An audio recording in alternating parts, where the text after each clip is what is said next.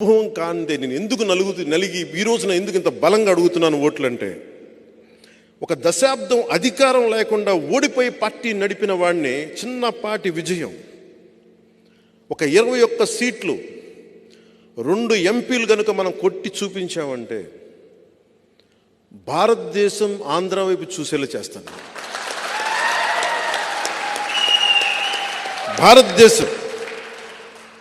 భారతదేశానికి నేను తలమానికం అయ్యేలాగా ఈ 2 సీట్లతో నేను చేయగలను, అంత నిలబడతాను.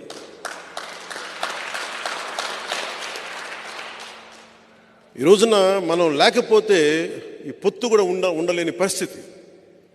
అంత కన్విన్స్ చేశాను జాతీయ స్థాయి నాయకులందరినీ, అంత నిలబడ్డాను, మాట్లాడాను, 2 చేతులైతే నమస్కారం పెట్టి పరిస్థితులు వివరించాను. ఎమ్మెల్యే ఓడిపోయాను, అది కూడా చెప్తున్నాను మీకు. ఓడిపోయి కూడా నాకు ఇష్టం నా నేల. మన బిడ్డని, మన నేల తల్లిని మనం కాపాడుకోకపోతే ఎవరు కాపాడుకుంటారు? ఉప్పాడలో సముద్ర కోతకి గురయ్యి ఇల్లు లోపలికి వెళ్ళిపోతుంటే ఆ బాధ వాళ్ళకి తెలుసు. ఒక వాడ బలిజల బాధ నాకు తెలుసు.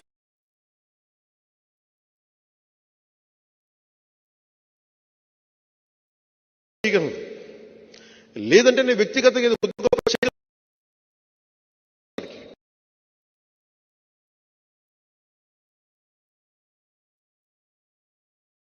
ఎక్కువ ఉన్నాయి. ఇసుకంతా మనది, ఇసుక చేశారు. జగన్ రెడ్డి గారికి ఇంకా అంతులేదైన వ్యాపారాలకి అండ్ డబ్బులకి. అన్నీ అర్థం చేసుకోగలను. నిజమైన అభివృద్ధి నేను అనేది గుడ్డిగా కూడా ఓటు వేయకండి అంటున్నాను. మీరు అన్నీ ఆలోచించుకోండి, ప్రజలకు తెలియచేయండి. నేను ఎవరిని దెబ్బతీయడానికైతే నేను రావట్లా, నిలబడటానికి వస్తున్నాను.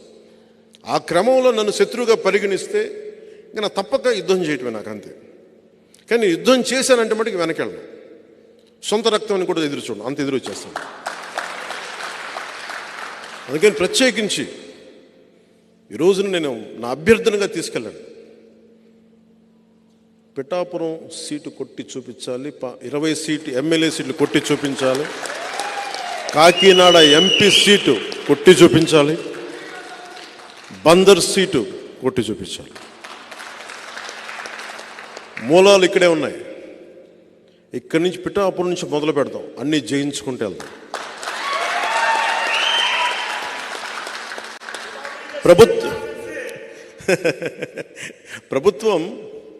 ప్రభుత్వంలో మనం భాగస్వామ్యం తీసుకుంటున్నాం. ఫామ్ అవుతున్న ఎన్డీఏ ప్రభుత్వంలో మనం భాగస్వామ్యం తీసుకుంటున్నాం.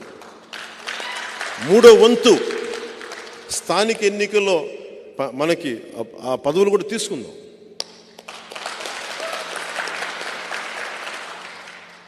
నేను 10 మంది బాగుపడాలని కోరుకునేవాడిని. ఆ స్థానికంగా ఉండే కాంట్రాక్టులు కానీ అన్నీ కూడా నిజంగా కష్టపడే వాళ్ళకి వెళ్ళాలని నేను కోరుకుంటాను. ఆ వంతు నేను కృషి చేస్తాను.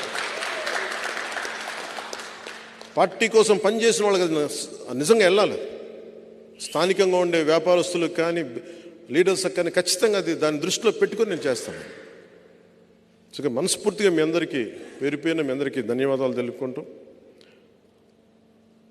ఉదయం నేను ఒకటే అడుగుతున్నా, ఈ రోజున ఎంపీగా నువ్వు గెలిచి చూపించాలి. నువ్వు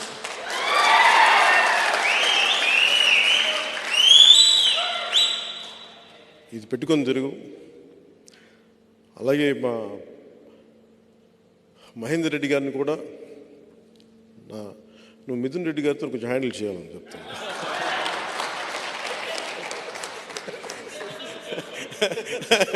సరదా చెప్పు, మనందరం ఒకటే అని చెప్పు. మన కులాలు లేవు, మనందరం ఒకటే మనుషులం. మనం జాషువా విశ్వనరులం. మనం కులాలని అన్నిటినీ దాటి మనం పనిచేస్తాం. మనం మతాలని ప్రాంతాలని దాటి దేశాభివృద్ధి, సమాజాభివృద్ధి, మన పిఠాపురం అభివృద్ధి, వీటన్ని దృష్టిలో వెళ్తాను. మీ అందరికీ పేరున ధన్యవాదాలు తెలుపు. నాకు ఈ రోజున అనిపిస్తూ ఉంది, ఇంకా నేను పిఠాపురం ఎమ్మెల్యే ప్రమాణ స్వీకారం చేయలేదు. నాకు అది తెలుస్తుంది.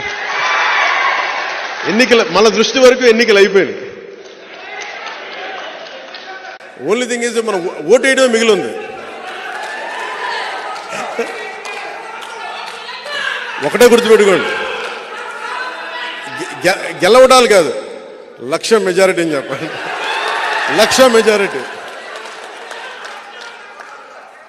లక్ష మెజారిటీ. కాకినాడ పార్లమెంటు దద్దరిల్లిపోవాలి. జై జనసేన, జై హింద్. వినిపిస్తుంది ఏంటంటే పవన్ కళ్యాణ్ గారు రకరకాల ఫ్యాక్టరీస్ ఇవన్నీ చూసే పిఠాపురం ఎంచుకున్నారు అంటే ఇవన్నీ ఉన్నాయన్న దాంతోనే. అలాగే మీ అధినేత కూడా, మీరు కూడా బలమైన కాపు నాయకులుగా ఉన్నారు, సీనియర్ పార్లమెంటేరియన్ గా ఉన్నారు కాబట్టి మీకు అవకాశం ఇచ్చారు. సో ఈ కాపు ఓట్లు అనేవి ఏ విధంగా చీలే అవకాశం ఉంది? పవన్ కళ్యాణ్ గారికి ఎక్కువ వెళ్తాయని అనుకుంటున్నారా, లేకపోతే మీకు ఎక్కువ వస్తాయని అనుకుంటున్నారా?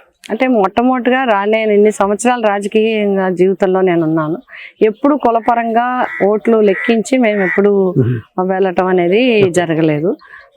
అయితే ఇవన్నీ లెక్కలు ఉండడం అనేది సహజమే, కానీ బట్ నన్ను అందరూ ఆదరిస్తారు. ఓకే, కాపులో వాళ్ళ ఇంటి బిడ్డగా నన్ను ఎంత ఆదిస్తారో వాళ్ళ ఆత్మీయురాలుగా మిగతా అన్ని క్యాస్ట్లు కూడా నాతో అనుబంధంగా ఉంటారు. నన్ను నిజంగా కూడా వాళ్ళ ఇంట్లోకి అంత ప్రేమతోని అంత ఆత్మీయతతోనే ఆహ్వానిస్తారు.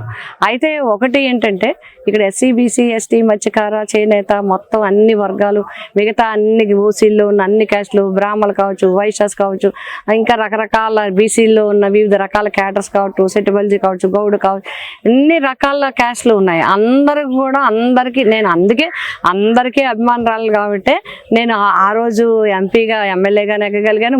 హోరాహోరీ పోటీ, ఆ రోజు ముగ్గురు మధ్య పోటీ ఉన్నప్పటికీ కూడా నేను విజయం సాధించగలిగాను. మళ్ళీ మొన్న ఎంపీలో కూడా ఇక్కడ నుంచి మెజార్టీ తెచ్చుకోగలిగాను, ఇక్కడ ప్రజల మద్దతు పొందగలిగాను. మళ్ళీ నాకు అన్ని వర్గాలు ఒక్క క్యాస్ట్ మీద బేస్ చేసి ముఖ్యమంత్రి గారు నాకు ఇవ్వలేదు. నేను సెలెక్ట్ చేసుకుని కూడా రాలేదు. ఇక్కడ ఎవరున్నారు ఏంటని కూడా సెలెక్ట్ చేసి రాలేదు. నేను పని చేశాను, నా పనితీరును ప్రజలు గుర్తించారు. నాకు తప్పకుండా ఇక్కడ మళ్ళీ సేవ చేసే అవకాశం వస్తుందని ముఖ్యమంత్రి గారు భావించారు, నేను భావించుకున్నాను. కాబట్టి నాకు ఇక్కడ సీట్ వచ్చింది. ఇంకా నాకు వస్తాయా లేదా ప్రత్యర్థికి వస్తాయా అనేది మనం ఆలోచన చేస్తే డెఫినెట్గా ఆయన కాపు వర్గానికి సంబంధించిన ఆయనైతే, నేను కాపు ఆడబడుచుని, కాపు ఇంట పుట్టిన ఆడబిడ్డను నేను. కాబట్టి వాళ్ళు నన్ను కూడా ఆదరిస్తారు, వారు బిడ్డగా నన్ను ఆదరిస్తారు తప్పకుండా. అందరూ కూడా, నేను కూడా, మేము అందరినీ కోరేది ఏంటంటే తప్పకుండా పనిచేసేవారికి, మాటలు చెప్పి వెళ్ళిపోయే వాళ్ళకి కాదు, మనతో ఉండేవాళ్ళు ఎవరు, మన మాట వింటనే పలికేవాళ్ళు ఎవరు, మన పిలిస్తే వచ్చి మనతో ఉండేవాళ్ళు ఎవరు, మన కష్ట నష్టాలు చూసిన వాళ్ళు ఎవరు, మన వీధి కానీ, మన ఇంటి కానీ, మన ఏరియా కానీ, మన పరిస్థితులు తెలిసిన వాళ్ళు ఎవరు, నీరు రాకపోతే వెంటనే నీరు ఇప్పించేవాడు ఎవరు, రైతుకి ఏదైనా ఇష్టం ఉంటే కలిసేది ఎవరు అనేదే చూసుకుంటారు ప్రజలు అనేది నా నమ్మకం. ఎందుకంటే ప్రజలకు అందరూ పిఠాపురం నియోజకవర్గం అత్యంత రైతాంగం ఉన్న ప్రాంతం ఇది. ప్రతిసారి నీటికి ఇబ్బంది ఉంటుంది, పిలిస్తే వెంటనే పలకాలి, వెంటనే రావాల్సిన చేనేత కార్మికులు కావచ్చు, మత్స్యకారులు కావచ్చు, ఫార్మర్స్ కావచ్చు, రజకులు కావచ్చు, గౌడాస్ కావచ్చు, కాపులు కావచ్చు. కాపులు కూడా అందరూ కూడా మిడిల్ క్లాస్లో ఉన్నవాళ్ళు, వాళ్ళకి ఎన్నో ఇబ్బందులు ఉంటాయి, ఎన్నో సమస్యలు ఉంటాయి. అన్నిటికీ ఎవరు అందుబాటులో ఉన్నారు అనేది చూసుకుంటారని నా అభిప్రాయం. అన్ని వర్గాలు నన్ను ఆదరిస్తారనే సంపూర్ణ విశ్వాసం నాకు ఉంది. మేడం, ముద్రగడ గారు అంటే ప్రముఖ కాపు నాయకుడు, ఒక కాపుల కోసం పోరాడిన వ్యక్తి, అలాగే సీనియర్ పార్లమెంట్ నాయకుడు. సో ఆయన వైసీపీలో చేరడాన్ని ఏ విధంగా చూడాలంటారు? ఆయన కూడా కాపు ఉద్యమాన్ని చేశారు. అయితే ముఖ్యంగా ఆయన చూసింది మిగతా పార్టీలని. ఆయన ఎందుకంటే చాలా పెద్ద వ్యక్తి, చాలా ఆలోచన చేయగల వ్యక్తి, అన్నింటినీ అంచనా చేయగల వ్యక్తి. ఆయన చాలా సీనియర్ నాయకుడు, వాళ్ళ నాన్నగారి దగ్గర నుంచి కూడా చేసిన వ్యక్తి. మంత్రిగా, ఎమ్మెల్యేగా, పార్లమెంట్ సభ్యులుగా అన్ని రకాలుగా చేసిన అనుభవం ఉంది.